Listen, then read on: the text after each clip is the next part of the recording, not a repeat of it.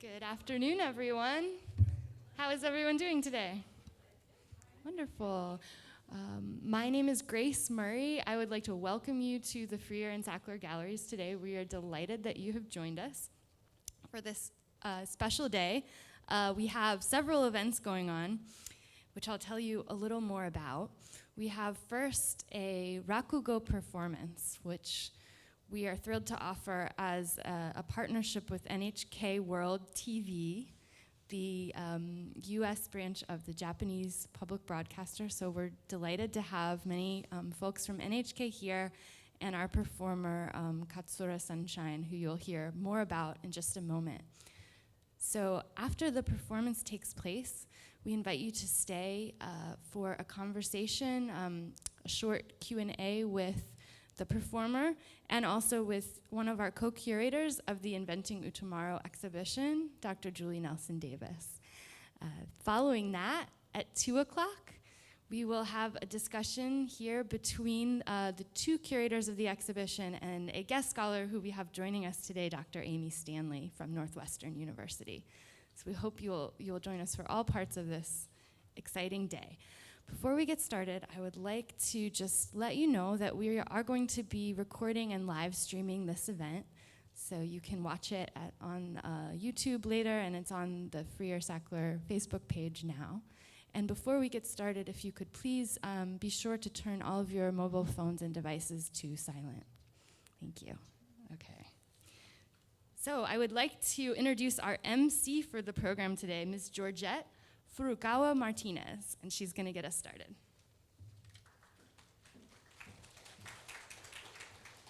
Thank you, Ms. Murray. Good afternoon, everyone, and welcome again to the Arthur M. Sackler Gallery. It is my pleasure to be your host today. Now, before I bring out the fun guy, I would like to tell a little bit more about Mr. Sunshine. He is Canadian-born, the first ever Western Rakugo storyteller in the tradition of Kamigata Rakugo, which is based in Osaka. Now, he's the first on that, but in addition to that, he is the second ever Western Rakugo storyteller in the history of Japan. So you can imagine how impressive that is. In addition to that, he also hosts NHK World TV's Dive into Ukiyo-e, a show which takes a unique perspective on the Edo period through Rakugo storytelling to explore the world of Ukiyo-e with block prints. Today, for this exhibition, Inventing Utamaro, Mr. Sunshine will dive into the floating world of Utamaro. Now, ladies and gentlemen, please welcome Mr. Katsura Sunshine.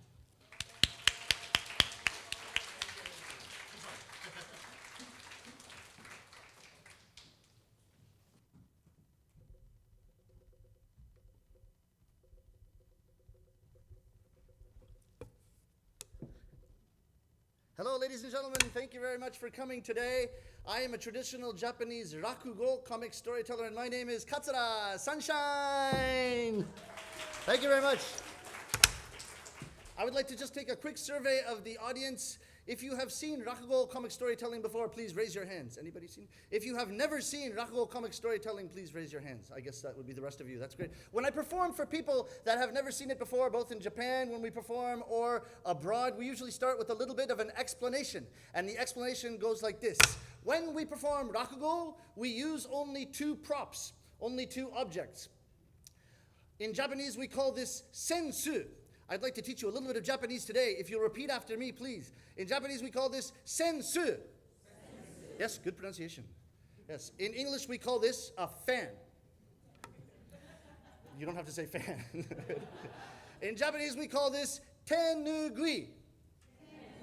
Excellent. In English, we call this a hand towel. So far, so good. When we perform Rakugo, we wear special clothing. In Japanese, we call this a kimono. In English, we call this a kimono. When we perform Rakugo, we kneel in this very particular way. In Japanese, we call this seiza.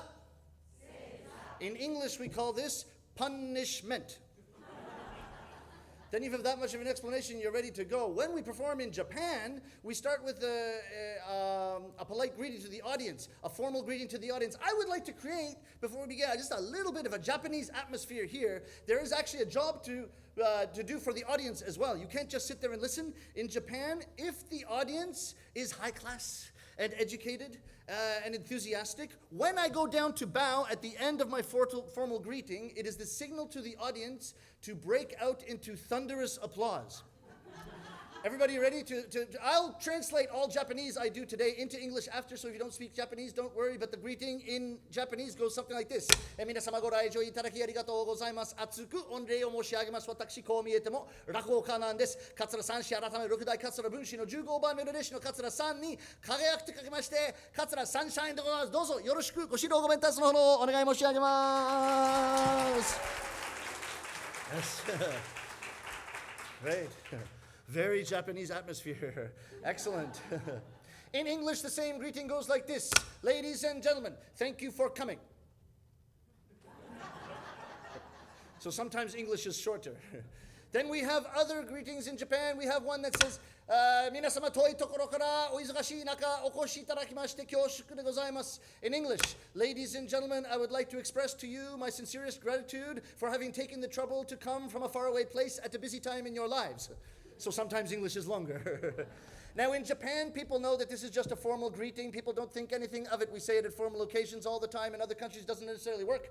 I was performing in my hometown of Toronto, in Canada. And I said, ladies and gentlemen, thank you for coming from a faraway place at a busy time in your lives. And an audience member in the back row stood up and called out to me, "Oi, Sunshine, I'm not busy. If I was busy, I would not be coming here to see you." I'd like to take a quick survey of the audience. Those of you who have been to Japan before, please put up your hands. Oh, quite a few of you. That's amazing. If you've been to Japan, I went to Japan for the first time 18 years ago. One thing about Japan now, I lived there for 18 years, so my Japanese is getting better and better, I think, step by step, little by little. I've been a professional storyteller now for 9 years, almost 10 years, so I think my storytelling is getting a little bit better, step by step. I'm starting to lose confidence in my English. And this is a problem because sometimes Japanese people say things to me in Japan without any ill feeling, but they say things to me to make me lose confidence in my English. Those of you who have been to Japan before, you will have noticed people in front of the train stations handing out tissues, little packets of tissues. Have you noticed that?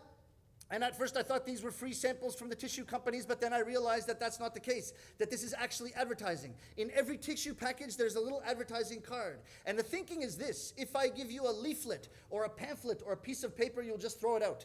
But if I give you a little packet of tissues, which you can use, you will say, "Oh, I could use that," and put it in your pocket. And then when you go to use the tissues, you'll look at the advertisement again and again. And there's a word that accompanies the handing of the tissues. I'd like to teach it to you today. It's ikaga desu ka, which means why don't you try my something something whatever I'm advertising. And it's a little bit sing-songy. Please repeat after me. Ikaga desu ka? Yeah, perfect. That's perfect, really good. You could all get part-time jobs in front of Japanese train stations handing out tissues. So if I'm advertising the sushi shop, it'd be sushi ai ikaga desu ka, and I hand you the tissues. If it's the yakitori, chicken skewer shop, it'd be yakitori ai ikaga desu ka. They're selling everything with the tissues, right? If it's glasses, eyeglasses would be megane ikaga desu ka, right? If it's contact lenses, it'd be kontakuto renzu ikaga desu ka. And I got the same set of tissues in front of Shinjuku Station in Tokyo, the busiest station in all of Japan. The young lady looked me in the eyes and she said, "English conversation school, ikaga desu ka?" And I thought, why? So it makes me lose confidence in my English. Also, I get asked to perform. Usually I'm performing in Japanese when I'm in Japan, but I often get asked to perform in English in Japan as well, especially at high schools and universities. And I was performing for the university in the northernmost islands of Japan in Hokkaido. And I'd just like to do a little bit of the traditional story that I did for the students that day for you today. I hope you enjoy it. Once upon a time, there was a little boy with a very long name. His name was Jugemu Goko no Surikiri Kaijari Suiyo no Sungyo Matsu Furai Matsu Kuneru Tokoro ni Sumu Tokoro Yabura Koji Paipo no Shuringan no Gurindai no Pompoko Pi no Pompoko Na no Chokyu Me no Chosuke. It was a very long name. One day his neighbor, a little boy named Kinchan, a shorter name, came to pick him up for school. And Kin-chan said, Jugemu, goko no surikiri, kaijari, suigyo no sungyo matsu, unyo matsu, furai matsu, kuneru tokoro ni sumu tokoro, yabura koji, bura koji, paipo, paipo no shuringa no gurina no pompoko pino, pompoko nano, chokyume no chosuke. Let's go to school. And Jugemu's mother came out and said, Arama Kin-chan, you're so nice, but our Jugemu goko no surikiri, kaijari suiyo no sungimatsu, ungimatsu, hurai matsu, kuneru tokoro ni sumu tokoro, yabura koji, paipo no shuringa no gurina no pompoko pino, pompoko nano, chokyume no chosuke, is sleeping. Wait here, I'll wake him up. Hey, Jugemu, goko no surikiri, kaijari suiyo no sungimatsu, ungimatsu, hurai matsu, kuneru tokoro ni sumu tokoro, yabura koji, paipo no shuringa no gurina, pompoko pino, pompoko nano, chokyume no chosuke. Wake up. Kin-chan is here to pick you up. I'm sorry, Kin-chan, please wait. I'm sorry. Jugemu, goko no surikiri, kaijari suiyo no sungimatsu, king kong. Ma'am, his name was so long. School for today is already finished.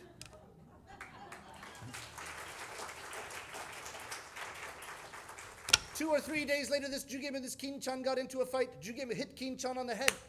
Kin-chan got a big bump on his head. He went crying to Jugemu's house. Arama Kin-chan, what's wrong? What happened to you? Your son. Jugemu, go to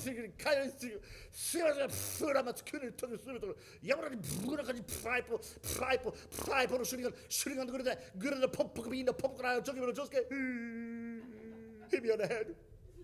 And now I got a big bump on my head. Arama Kin-chan, I can't believe that happened to you. Wait here. Husband, did you hear? Our son.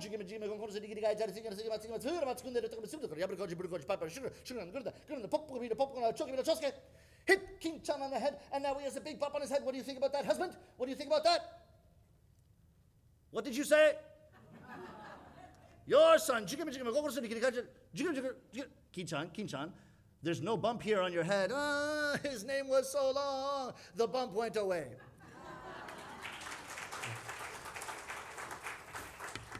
So then when I performed that in Hokkaido for the university students, I got these kinds of comments from the students in the audience.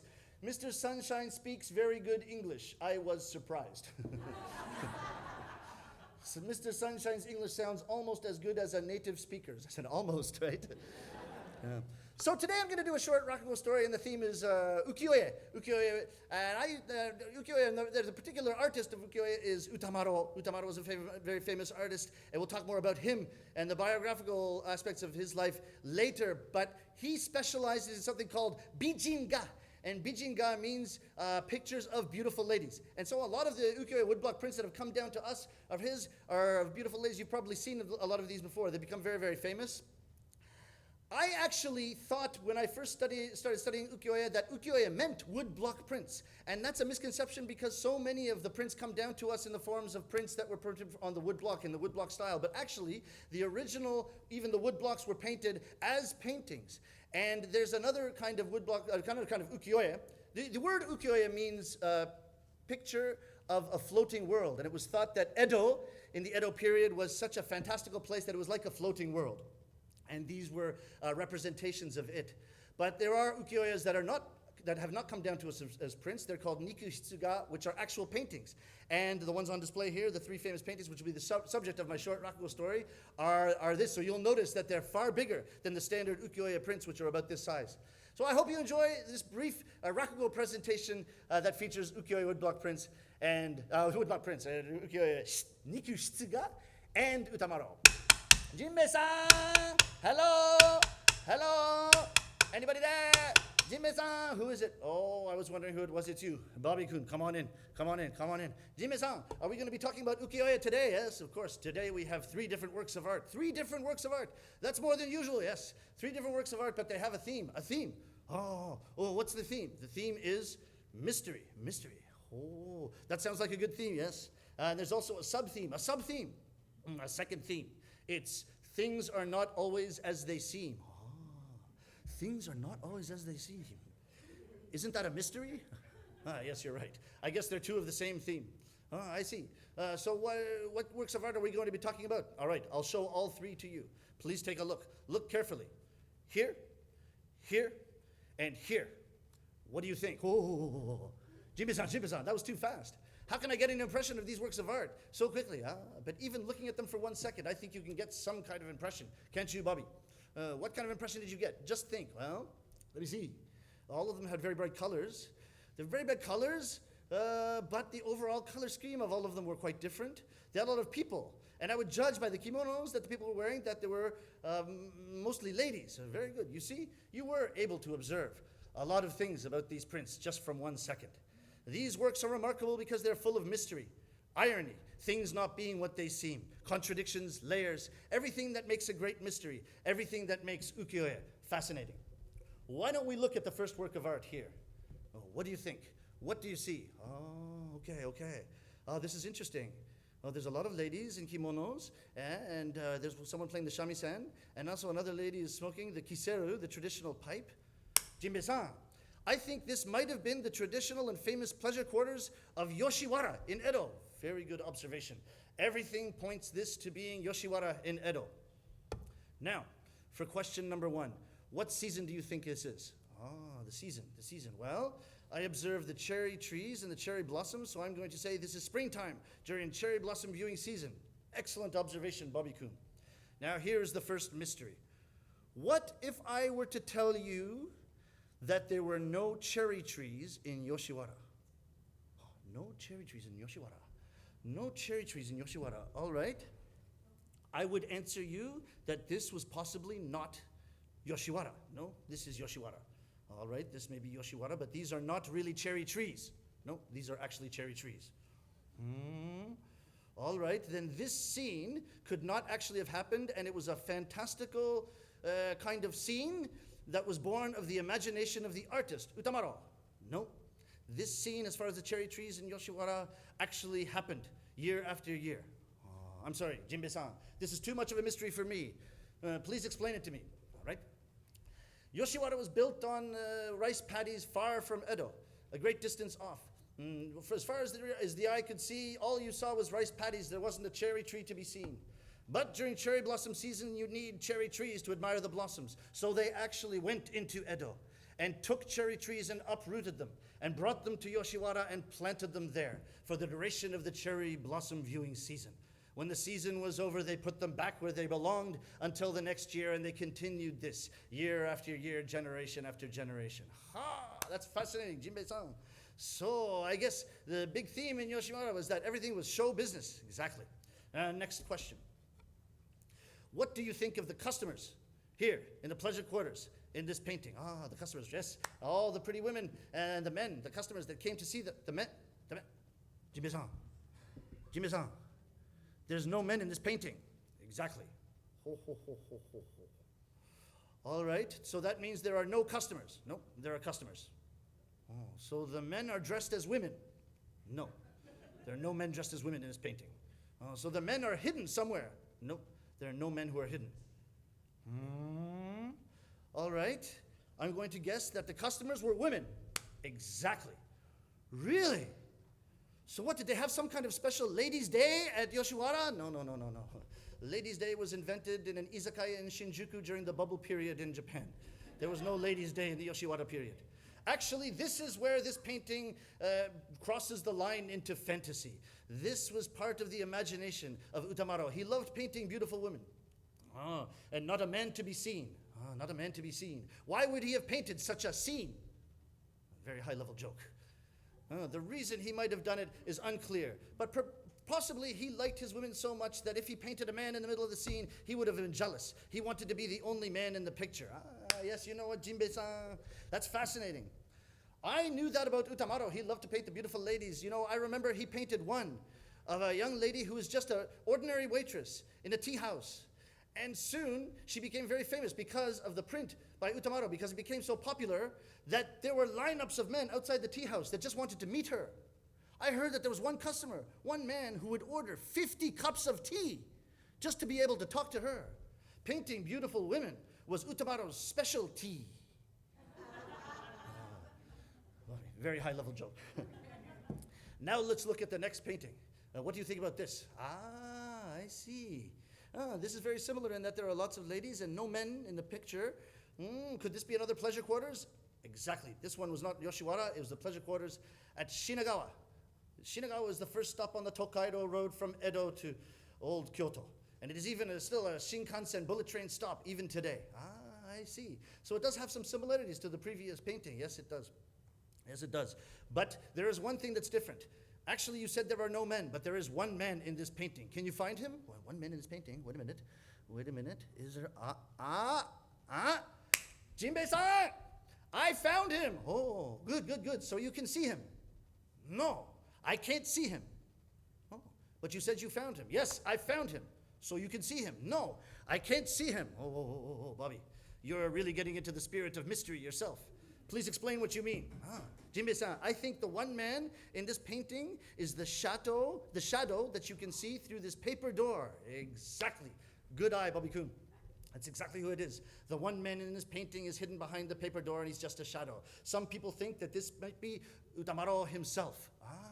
The shadow of a self-portrait. Painting himself as the only man among all these women must have made him happy. Possibly. Here's another question for you, Bobby-kun. What time of day do you think this is? What time of day? Well, there's the moon in the middle of this painting. So I'm going to say that this is evening. Wrong. This is morning. This is morning.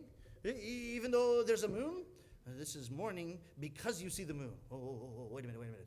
Jinbei-san, this mystery is getting too deep for me. Please explain. Well, anybody who saw this painting and knew the vantage point from this very spot would have seen the moon at its full peak in the west.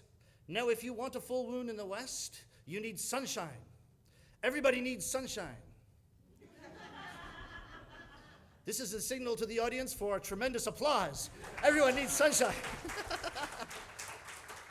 So if the full moon was in the west, this means that the sunshine was being provided by the moon that was rising in the east. If the moon is rising in the east, this means it must have been morning. Ha, Jinbei-san! So Utamaro, in his clever way, was representing morning by showing everybody the moon in a particular position.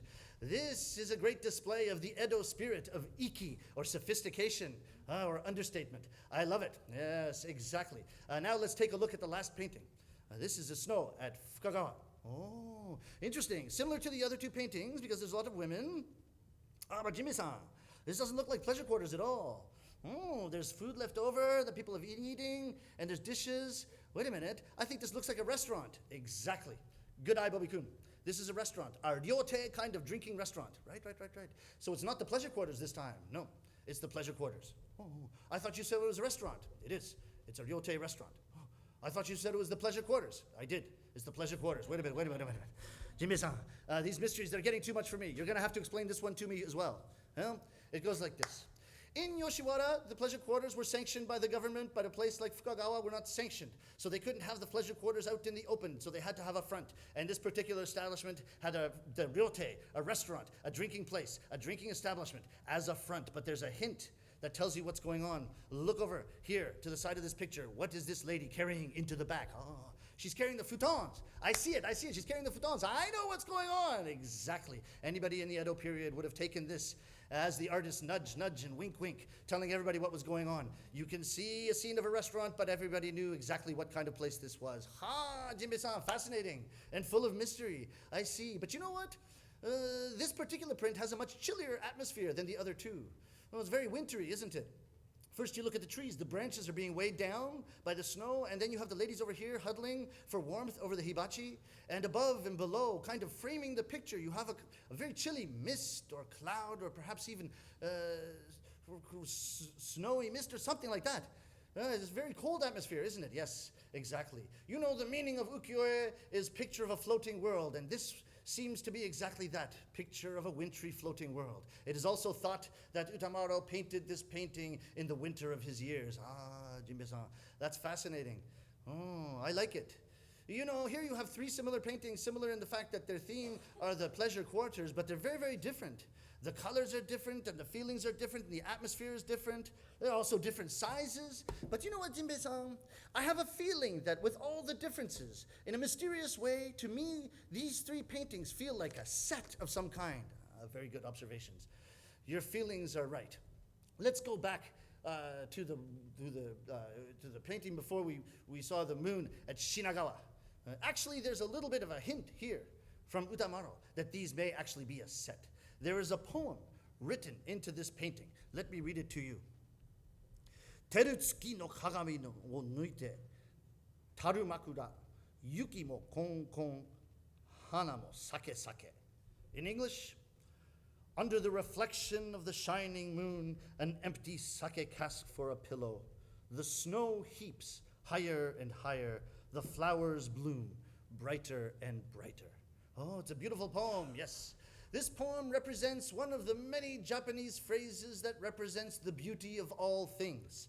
And this phrase is setsugekka. Setsugekka is the beauty of the snow, the beauty of the moon, and the beauty of the flowers. Oh, Jinbei-san! The snow, the moon, and the flowers. That's these three prints. The snow, the moon, and the cherry blossoms, which is the flowers. So Utamaro is telling us that these were actually a set. Well, this could be a hint, telling us that these paintings actually did make up part of a set. There's one other mystery here that remains, Bobby-kun, and let me explain it. These paintings would have been commissioned by a very wealthy patron of Utamaro's, and you would have thought that the patron would have wanted Utamaro's signature on the paintings. After all, is still the same thing remains today. The value of a painting is partly by the person who signed it and the person who made it. However, if you look at these paintings and search top to bottom, side to side, there is no sign of Utamaro's signature anywhere. And this aspect of the mystery remains a mystery unto this very day. Ha ha ha ha. Jinbei-san, that's fascinating. That is fascinating. The Utamaro signature painting style, and the Utamaro signature beautiful ladies, and the Utamaro signature theme of iki, or sophistication, and Edo understatement, but no sign of Utamaro's signature. You have cherry trees where none existed. You have pleasure quarters with no men. You have the moon representing the morning, and you have Utamaro in the shadows when Utamaro is clearly the star of the show. It's fascinating. Mystery, sophistication, understatement, irony, nuance, humor. These paintings have everything. Thank you for introducing them to me. Jinbei-san, oh, I'm glad you like them. Oh, Jinbei-san, I don't like them. You don't like them? No, that's part of the mystery of our conversation. I don't like these paintings. You don't like these paintings. I just spent the last 10, 15 minutes explaining the beauty of these paintings to you, and you don't like them. No, that's the mystery. Jinbei-san, I do not like these paintings at all. I love them. Thank you very much. You've been a wonderful audience. Arigatou gozaimashita. Domo arigatou gozaimashita. Arigatou gozaimashita.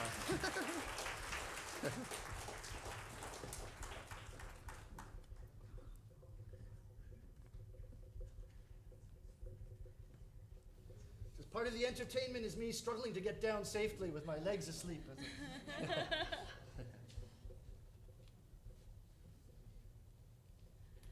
All right, everybody, another round of applause to Mr. Sunshine. It was amazing, wasn't it? Thank you.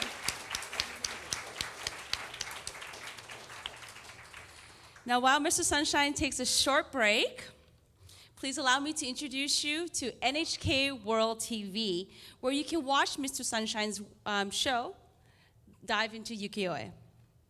NHK World TV is Japan English language channel and is broadcasted by the sole public broadcaster of Japan. And it can be viewed right here in Washington, D.C. For those of you who have yet to be familiar with NHK World TV, let's see what it's all about. NHK World TV is an international channel presented by NHK, Japan's exclusive public broadcasting network. NHK World. NHK World. NHK World. Featuring the most up-to-date information A magnitude 6.4. from Japanese and Asian perspectives, NHK Newsline. News and current. covering a full spectrum of genres. NHK World TV goes beyond the news and current affairs headlines. Serves up the latest from Japan's entertainment scene. Hello and welcome to J Mellow. And delivers off the beaten track adventures, Welcome to Tokyo-e 2020. Welcome. That's the best in Tokyo. That's it. gastronomical delights, Very nice. technological marvels, Where we cover the latest advances in Japanese science and technology. mind-blowing information,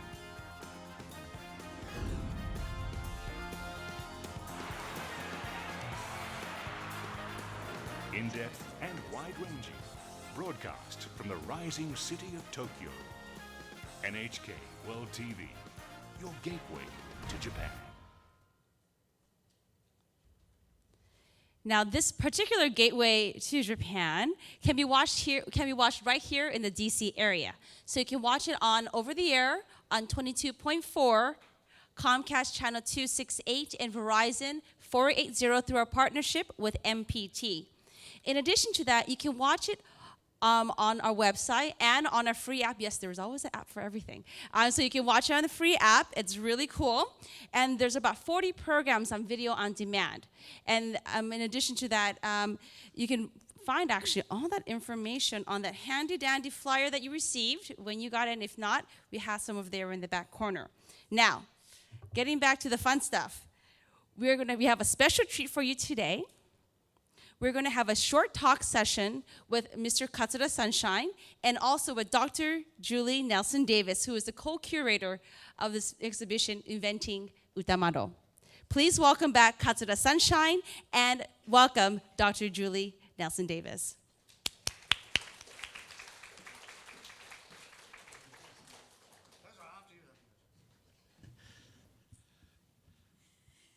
Thank you so much for that Thank you. absolutely Not at all. wonderful No, it was a performance. pleasure.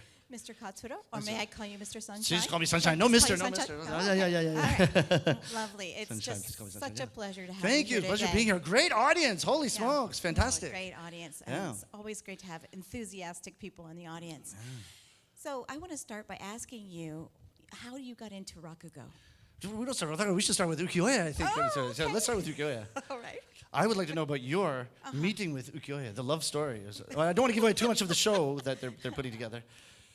Well, it's a funny kind of story. Yeah. I was an undergraduate at Reed College, and I was studying the history of prints, and I became really interested in the ways in which prints open up a whole world of art to ordinary people. Yeah. And I, think of myself as a pretty ordinary person, and when I thought about myself, in 17th or 18th century Europe, Yeah.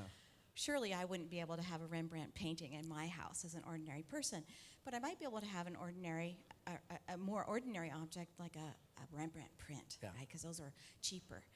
And so I was going down this road of studying prints, and one day my professor took us to the Portland Art Museum, and he showed me, for the first time ever in real life, Hokusai Great Wave, Yep. and Hokusai Red Fuji, and all these wonderful prints, and I just said, oh, this is it. It was kind of like one of those thunderbolt moments where Yeah. I thought, well, this is great. This is it. It's And like you're meeting a celebrity for the first time in a way. It is, and to Yeah. meet Hokusai the first time, Yeah, it's yeah, just yeah, yeah. amazing. Of course, like all people, I denied it for a couple of years because it had meant learning Japanese and changing my whole life. But You don't want to learn Japanese. I've not looked back, and Yeah. I'm really happy I did it. Wow. Thank you so That's much. fascinating. though. Wow, but that kind of equals a lot of aspects of my Yeah, journey. And the first time I saw Rakugo, let's talk about these three prints because this is the big news. Right. That this is the first time these three have been in the same room for how long? About 140 years. 140 years. It's incredible Holy to think smokes. about. I mean, the last time we think they were exhibited together was in 1879 in a temple in Tochigi. So, Yeah. And then they went to Paris in about 1887 and were split up and sold to separate collectors. That's incredible. And now they're in 3 different museums. Yeah. And literally, this is the only place in the world where they can be brought back together because Mr. Freer purchased one of them. Yes. And he stipulated that none of the works that he gave to the nation could travel. To travel, yeah. Right, he wanted them always here so that we could always enjoy them. So that this is literally the only place, and probably the only time for a long time that we'll get to see them together. What an unmatchable opportunity. Yeah. Now, one of the other reasons that these three have not been together is that one of them, the winter Yeah. scene at Fukagawa, Yeah. was lost, maybe not lost, hidden. Yeah, It was just in rediscovered about hiding, 5 years ago, right? Well, Yeah. exactly. I mean, we didn't know it was found again until 2014. The last time that we knew that it was shown publicly was in 1948 in a department store exhibition in Tokyo. In Tokyo, yeah. So, when the Okada Museum of Art made the announcement in 2014, I mean, we were all stunned. We were Yeah. all so excited because we'd only known this like little black and white photograph. That, and so here it was. And that this photograph is wonderful thing. I don't know if you've seen the exhibit yet, but the first thing that struck me when I walked into the exhibit, having been now involved in Ukiyo-e for a year and a half, Right. they're huge. That's the first thing you notice, isn't it? Not because the Exactly. prints are pretty well a standard size, right? Right. When you walk into this, I mean, this painting is just absolutely massive. Would you like to talk about the size of these paintings a little? Well, yeah. I mean, size matters, Yeah. right? I think he was setting me up for that joke. Well, they are really huge. They are really, really big, and that's a really unusual size for a hanging scroll. The only things I know that are typically this large are things like Buddhist paintings, things that would be used for a religious purpose. So Yep. it is a kind of interesting thing that these 3 paintings did survive. Yeah. And, such great Well, it is condition. fascinating. How did someone in Japan hide something of that size? And That's it still the thing comes we down were to us. talking about earlier. Where would you have hidden a big painting like that? I guess you had a special kura, right? You had a Yeah, storehouse that you kept it in, right? And so. it's still in one piece. Now, I said it's incredible that it came down to us in such incredible condition. That was a bit of a mistake, wasn't it? Right. Well, they were the Fukagawa in the snow was restored after the Okada Museum acquired it in 2012, and I have not yet seen the photographs of what the condition it was in, but I understand that yeah. it was in pretty rough shape. So they spent about 2 years conserving it, and of course they had to have a special room, a really big room to work in. So that was great. Yeah. But they were so this gives us an idea of what the original colors of a lot of the Ukiyo-e prints would have been.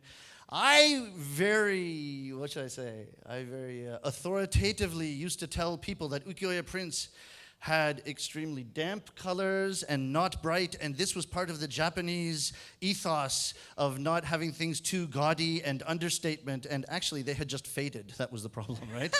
So actually these were probably very bright. Even the prints that come to us were very bright at the time, right? Exactly, they were really bright. I mean, a lot of the pigments were made out of vegetable dyes, and so they weren't very they weren't very stable. And they are what we call fugitive. I love this word about fugitive color, right? But it means that it fades, and so that's. But if you look at the books of erotica, and I'm not encouraging you to, except to notice that the pigment in those are really bright, and that's because those books were kept closed, and they were not subject to humidity. Right. Except for when they Those were are being closed. enjoyed for their color. Yeah. So the collection of ukiyo-e woodblock prints that we use for the show, Dive Into Ukiyo-e, also are in the museum in Boston, that were given to the museum in Boston under the condition they never be displayed for that very reason. So scholars can go and register and look at them, and NHK got a very high quality picture, digital picture of each one of them. Yeah. But the person that bequeathed them to the museum specifically said never display these. And I think they had never been displayed since they were printed, really. And so they came down in very, very good condition. Oh, they're gorgeous. Yeah, they're yeah, really yeah. beautiful. They're amazing. Okay, so can I ask you a question? Oh, okay. So how did you get started in Rakugo? Yeah, it's the same thing. When I was in Japan, I'd been living in Japan for 5 years, and I love. Does anybody know yakitori? Oh, The yakitori chicken skewers Yeah. is my favorite kind of restaurant. I went to this one little yakitori chicken skewer shop in Yokohama. I used to go there 8 times a week. So there were certain days I'd go there too. I'd go the early and I'd go the late. Okay. And the owner of this shop just turned to me one day. He said, Rakugo is Japanese culture, and we have a Rakugo show here on the days that we're closed on Sundays. Why don't you come see it? I was interested in kabuki and had never heard of Rakugo. I went, and a man in a kimono came out to the shamisen music and kneeled and gave this greeting, the kind of greeting I gave. He was going on, and I said, oh my God, that sounds so cool. I had no idea what he was saying at the time, but it just sounded very cool. And then just seeing 2, 3, 4 stories, it was fascinating because the first half is just like stand-up comedy in that you're just doing observational humor and maybe some explanations of culture, whatever you want, and it's all made up by the storyteller. And then the second half is a story. I made up the Ukiyo-e story, but it's a story like Jugeme, like the long name, which are stories that have been passed down from master to apprentice for as much as 400 years. And so the fact that you were doing this ancient art form, but you also had your own input to it, and the transition between doing the jokes and then heading into the story, and the way you brought in the themes and that kind of thing, it just the whole package just made me fall in love at first sight. it is a wonderful art form. Yeah, right? it's fascinating. It's Yeah. so fascinating. So then, did you just kind of hang out at the yakitoriya after that and I learn, did. or how did you, what kind of commitment did you have to make to this? This is it. If you want to become a professional Rakugo storyteller, you need to do an apprenticeship. that lasts 3 to 4 years. And I went to my master's house every day. I did the laundry, did the cleaning, menial chores, carried his bags, and he gets angry with you every day. Okay. And it's almost like, you know, the Karate Kid? It's like wax on, wax off, but for 3 years. That's actually it's a Hollywood movie, but it's actually not an inaccurate portrayal of it. Now, I'm saying, you might be feeling sorry for me, maybe you're not, I don't know, you look like you're doubting me. 3 years is a long time to be in indentured servitude. Anybody that does this for 3 years will become a funny person, I guarantee you. But it sounds like 3 years is a long apprenticeship. Do you know Bunraku? Yes. The puppet theater. There's 3 people that move the puppets in Bunraku Puppet Theater. These people apprentice. You are only allowed to apprentice on the legs of the puppet for 11 years.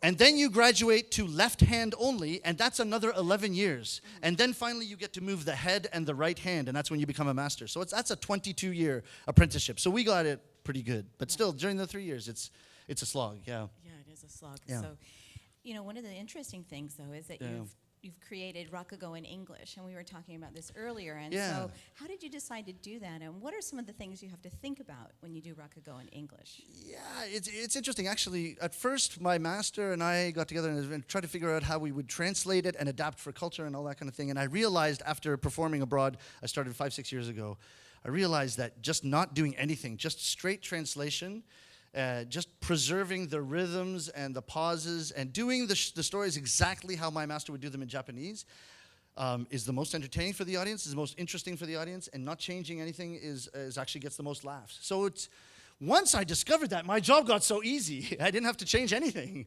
right? Yeah. So it's actually just do as little as possible is the name of the game. Yeah. Yeah. And what I love about Rakugo is it's like you've transformed into this other person. You Right, know? yeah. And so how do you get inside the character? How do you feel that person?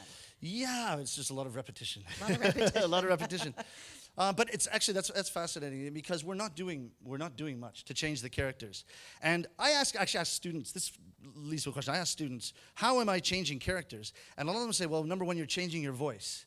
And it's here, the story is two men speaking, so I'm not going to change my voice that much. But actually, if I played a woman and a man, or a woman and a child, or whatever, you'd think I'm changing my voice. You don't actually change the voice that much. You're changing posture and a little bit of the language. Especially in Japanese, you have masculine and feminine language, and language is more appropriate to children, etc.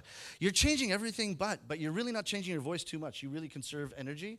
And you conserve the energy of the audience. Really, as long as you're differentiating the characters a little bit at the beginning, as long as they know who's who, the humor lies in the situation and the language, not in the real characterization. It's a really economical art form in that way. Yeah, it is really economical. Yeah. It's one of the reasons I think we love it so much. So why Should we take one? Ukiyo-e? Should we want to take Why one? Ukiyo-e? Yeah. All right. Do Go you want ahead. to take one from the audience? Should we take one question from the audience? I think Yeah, we why just not? take everybody's looking Is at us. there Maybe one it's time for them to person in the participate. audience Anybody who like to has a quit? One question? Come on, one question. No? Yes? Oh gosh, Yeah. fugitive color. Yeah. Mm-hmm.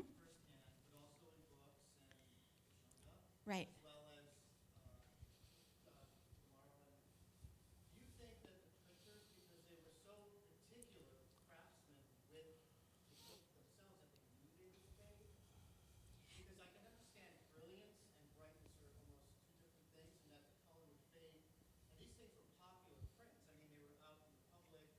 Yeah.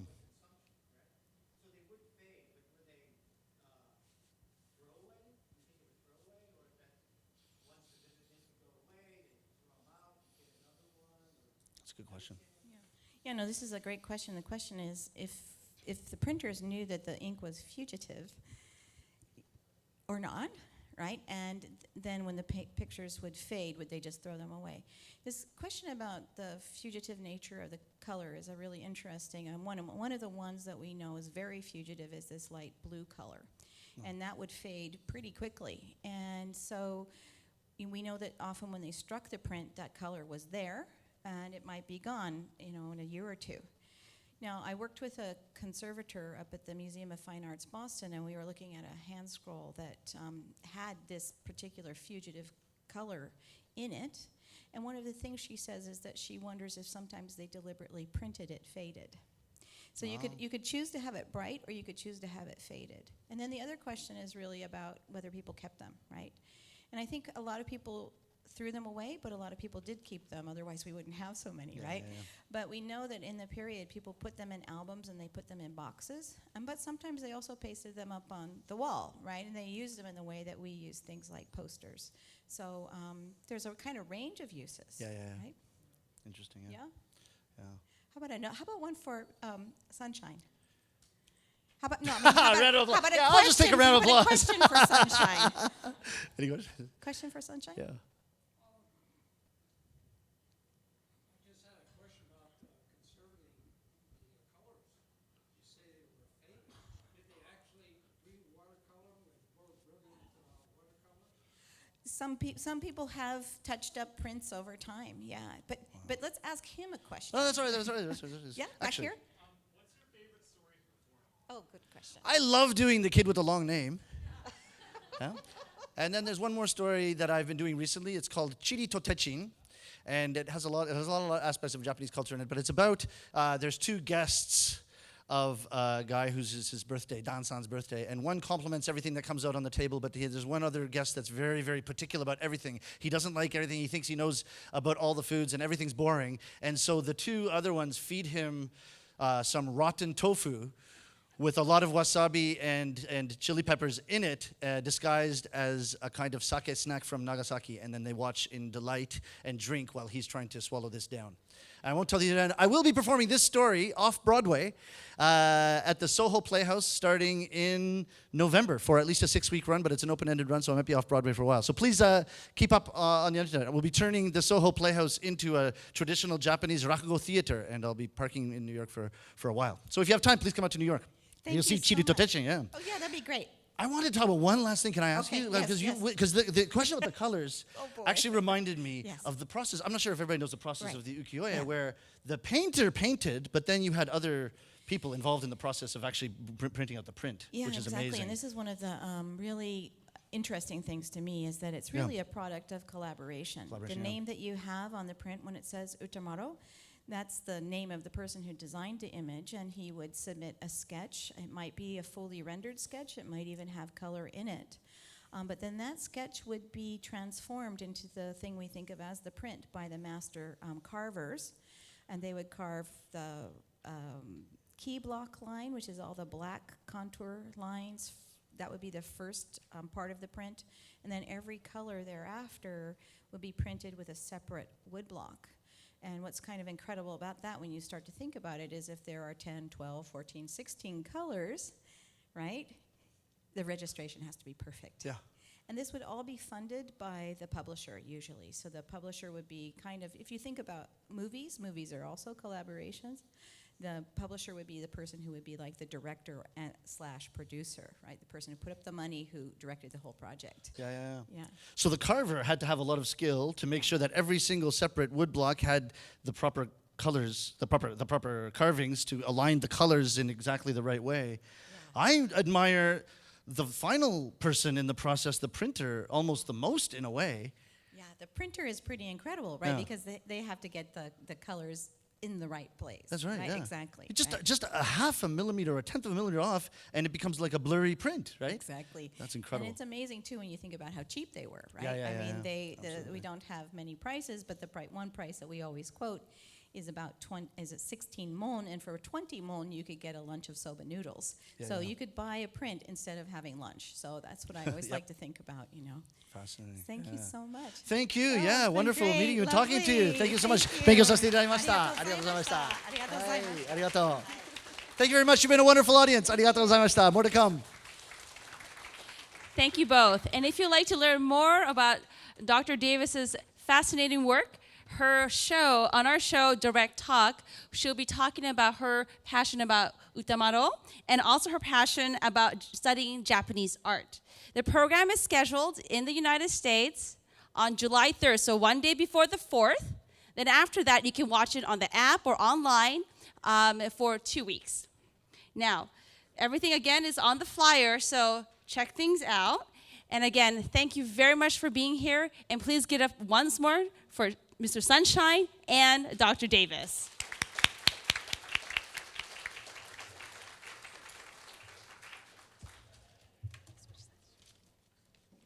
Thanks again for coming, everyone. So we're going to take a break for about half an hour now. I really encourage you to go inside the exhibition.